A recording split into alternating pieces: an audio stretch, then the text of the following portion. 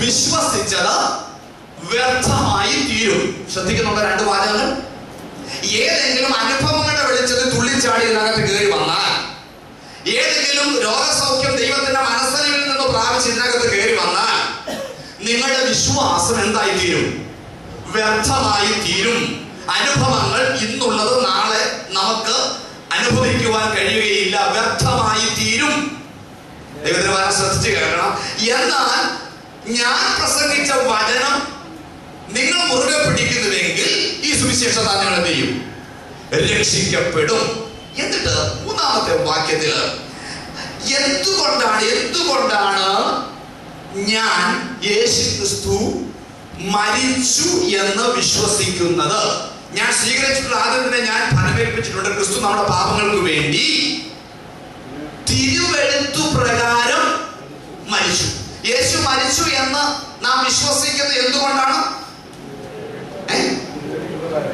തിരുവെഴുത്ത്. അതോ നിങ്ങൾ ഇസ്രായേലിൽ പോയി അല്ലെങ്കിൽ പലസ്തീനിൽ പോയി യേശു ക്രിസ്തുവിന്റെ ശവക്കല്ലറ കണ്ടിട്ടാണോ? ആണോ? അവിടെ ചെന്ന കത്തോലിക്കരുടെ ഒരു ശവക്കല്ലറയുണ്ട്. അത് അതിനകത്തുനിന്ന് പിന്നെ ഈ കല്ലൊക്കെ പറിച്ചുകൊണ്ട് പോയിട്ട് ചില്ലിട്ട് വെച്ചേക്കുക. അത് അവിടുത്തെ പ്രധാനപ്പെട്ട മല കയറി മുകളിലോട്ട് കയറി അവിടെ ചെന്ന് ഈ ശവക്കല്ലറ കാണാം.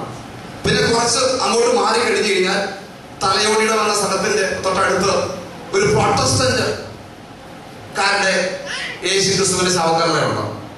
അപ്പൊ അവിടെ തന്നെ രണ്ട് ശവക്കല്ലറയുണ്ട് യേശുവിന്റെ. ഒന്ന് പ്രൊട്ടസ്റ്റന്റുകാരുടെ, വേറൊന്ന് കത്തോലിക്കരുടെ. ഇനി വേണമെങ്കിൽ നമുക്ക് ഇന്റർ ഡിനോമിനേഷൻ ശവക്കല്ലറയും കൂടെ അവിടെ നമുക്ക് എന്ത് ചെയ്യാം? സ്ഥാപിക്കാം. അവിടെ ശവക്കല്ലറ കണ്ടത് കൊണ്ടല്ല യേശു നമുക്ക് വേണ്ടി മരിച്ചു ഉയർത്തെഴുന്നേറ്റു എന്ന് നാം വിശ്വസിക്കുന്നത്. അത് ദൈവത്തിന്റെ വചനത്തിൽ എഴുതിയത് കൊണ്ടാണ് നാം വിശ്വസിക്കുന്നത്. അങ്ങനെയാണ് നിങ്ങൾ വിശ്വസിക്കുന്നത്. അത് ഏതെങ്കിലും ചരിത്രത്തിലാണോ?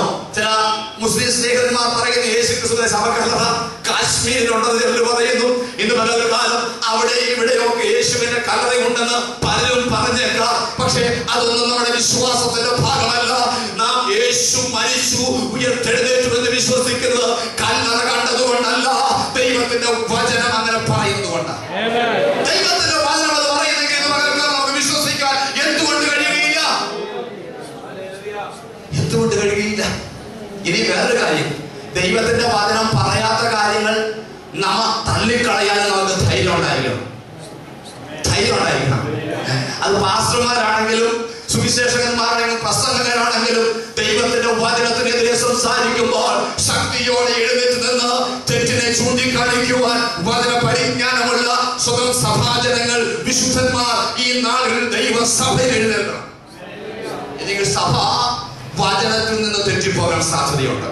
നമുക്കൊക്കെ ഉണ്ടല്ലോ, നമ്മളൊക്കെ ഈ ഞാൻ അങ്ങനെ തുറന്നു പറയാം, നമ്മളൊക്കെ ഈ സമുദായത്തിലൊക്കെ വന്നപ്പോൾ അവിടെ ഈ മെത്രാണ്, പിന്നെ ബിഷപ്പ്, പിന്നെ അച്ഛന്, കോർ എപ്പിസ്കോപ്പ, ഇങ്ങനെ ഒരു പുരോഹിതന്മാർക്ക് ഒരു പ്രത്യേക ഒരു ആദരവൊക്കെ കൊടുക്കുന്ന ഒരു സമൂഹം നമ്മുടെ സമൂഹം. ഇവിടെ വന്നപ്പോൾ നമ്മൾ ഈ പാസ്റ്റർമാർക്കും എന്താ ആ ഒരു പരുവത്തിലാണ്. അദ്ദേഹം എന്തു പറയുന്നതും ശരിയാണ് നമ്മുടെ ചിന്ത. ഇത് ഞാനാ പറയുന്നത്, അങ്ങനെ കരുതരുത്, അങ്ങനെ കരുതരുത്. അങ്ങനെ ഒരു പ്രത്യേക നിങ്ങളുടെ സഭ ഭരിക്കുന്നവരുടെ അധ്യക്ഷന്മാരെ നിങ്ങൾ ബഹുമാനിക്കണം. അതൊക്കെ ദൈവവചനത്തിലുണ്ടെങ്കിലും ദൈവവചനത്തിന് വിരുദ്ധമായ കാര്യങ്ങളിൽ വിട്ടുവീഴ്ച ചെയ്യാൻ ദൈവത്തിന്റെ വചനം നമ്മെ അനുവദിക്കുന്നില്ല. ഞാൻ പറഞ്ഞു മനസ്സിലായോ നിങ്ങൾ?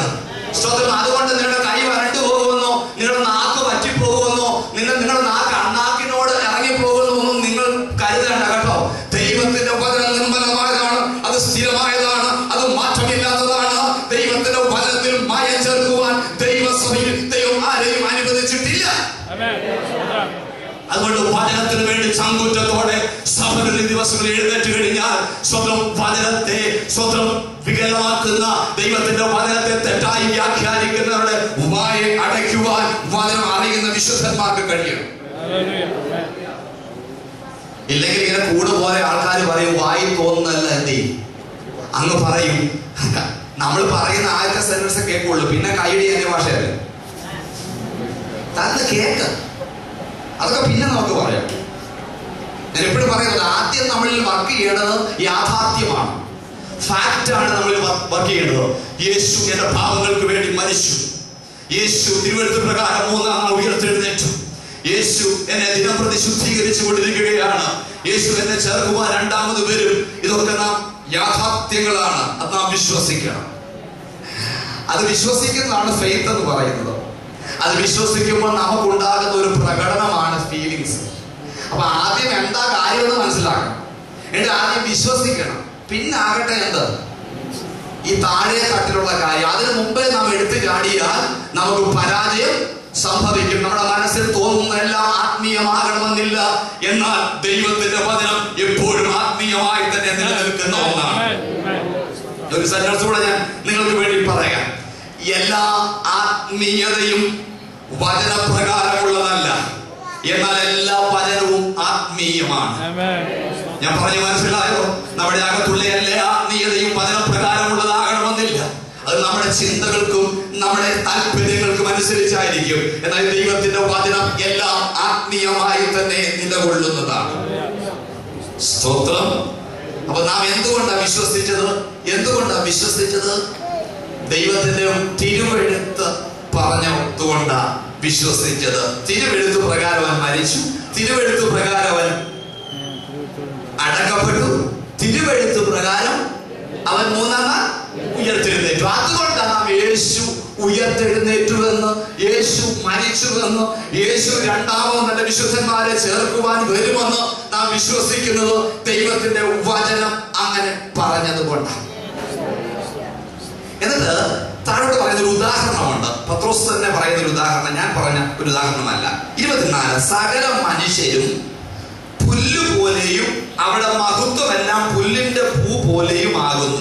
പുല്ല് വാടുകയും പൂവ് കൊഴിയുകയും ചെയ്യുന്നു. പ്രത്യേകം ശ്രദ്ധിക്കണം. വചനത്തിന് എംഫസൈസ് കൊടുക്കുമ്പോൾ പത്രോസ് പറയുന്ന ഒരു പ്രധാനപ്പെട്ട ഉദാഹരണമാണ് നമുക്ക് കാണുന്നത്. ഇവിടെ മനുഷ്യന്റെ എല്ലാ പ്രവൃത്തിയും, മനുഷ്യന്റെ എല്ലാ ആഗ്രഹങ്ങളും, മനുഷ്യന്റെ എല്ലാ മഹത്വവും, മനുഷ്യന്റെ എല്ലാ ശക്തിയും എങ്ങനെയുള്ളതാണ്? പുല്ലുപോലെയാണ്. ഇതെല്ലാം എന്ത് ചെയ്യും? നീങ്ങിപ്പോകും. ഇവിടെ ഒരു മനോഹരമായ ബിൽഡിംഗ് നിർമ്മിച്ചിട്ടുണ്ട്. നല്ല ബിൽഡിംഗാണ്. പേടിക്കാതെ ഇതിനകത്ത് വന്നിരിക്കാം, അല്ലേ? നിങ്ങൾ മുകളോട്ട് നോക്കിക്കഴിഞ്ഞാൽ സാധാരണഗതിയിൽ ഞാൻ ശ്രദ്ധിക്കാറുണ്ട്, ആളുകൾ വന്നിട്ട് മുകളോട്ട് നോക്കും. കാരണം ഉറപ്പുണ്ടോ ഇതിന് താഴെ ഇരിക്കാനായി കഴിയുമോ എന്നാ നോക്കുന്നത്. കുഴപ്പമില്ല, ഇടിഞ്ഞൊന്നും വീഴത്തില്ല, അല്ലേ? ധൈര്യമുണ്ടല്ലോ. ആ ഉറപ്പുള്ളതാണ് നമ്മൾ ഇരിക്കുന്നത്. നല്ലൊരു ബിൽഡിംഗ് പണിതിട്ടുണ്ട്. ഇതെന്തിനു വേണ്ടിയാണെന്നറിയാമോ? നമുക്ക് ഒരുമിച്ച് വന്ന് ദൈവത്തെ ആരാധിക്കാൻ വേണ്ടി നമുക്ക് വേണ്ടി പണിത ഒരു കെട്ടിടമാണ്. ഇത് ആലയമല്ല. പിന്നെ നമ്മളിങ്ങനെ പറഞ്ഞു ഇത് ആലയം എന്ന് പറയുന്നു. ഇത് ഒരു എക്ലീഷിയ ആണ്, അല്ലെങ്കിൽ വേർതിരിക്കപ്പെട്ട ദൈവജനങ്ങൾ കൂടി വരുന്ന ഒരു സ്ഥലമാണ്. ദൈവത്തിന്റെ ആലയം പുറപ്പാട് പുസ്തകം 25-ാം അധ്യായത്തിൽ നമുക്ക് വായിക്കാൻ കഴിയുന്നത്, അത് മാതൃക മോശയ്ക്ക് കൊടുത്തു. അതിങ്ങനെ ഒരു പോർട്ടബിൾ ആയിട്ടുള്ള ഒരു ദേവാലയമായിരുന്നു. ശലോമോന്റെ കാലത്ത് ദൈവം ദാവീദിന് അതിനൊരു പ്ലാൻ കൊടുത്തു. ശലോമോനെ കൊണ്ട് ദേവാലയം എന്ത് ചെയ്തു? ദൈവം മനോഹരമായി പണി കഴിപ്പിച്ചു. ദേവാലയത്തിന്റെ പണിയൊക്കെ കഴിഞ്ഞ് അതിൽ ശലോമോൻ നടത്തുന്ന പ്രാർത്ഥനയൊക്കെ നാം ധ്യാനിക്കുകയും പ്രസംഗിക്കുകയും ചെയ്യുന്ന ഭാഗങ്ങളാണ്. പക്ഷെ ആ ദേവാലയം പിന്നീട് രാജ്യം രണ്ടായി വിഭജിക്കപ്പെട്ടപ്പോൾ പേർഷ്യൻ, അശൂരിയ, ബാബിലോണിയ സാമ്രാജ്യങ്ങളുടെ കടന്നുകയറ്റം മുഖാന്തരം ദേവാലയത്തിന് സാരമായ പരിക്കുകൾ ഉണ്ടായി. സെരുബാബേലിന്റെ നേതൃത്വത്തിൽ മടങ്ങി വന്ന് ദേവാലയത്തെ പുനഃസൃഷ്ടിച്ചു. അതുകൊണ്ട് അതിന്റെ സെരുബാബേലിന്റെ ദേവാലയം എന്ന് പിന്നീട് പേർ വന്നു. അതിനുശേഷം പെട്ടെന്ന് ഞാൻ പറഞ്ഞു പോയി, ഹെരോദാ രാജാവ് അതിനെ ഒന്ന് പുതുക്കി പണിതു. AD 70 ആ ദേവാലയം കല്ലിന്മേൽ കല്ല് ശേഷിക്കാതെ എന്ത് ചെയ്തു? തകർന്നു പോയി. എന്നാൽ ഇന്നിപ്പോ എവിടാ ദേവാലയം? സ്വന്തം ഒരു വ്യത്യാസം കർത്താവ് വരുത്തി.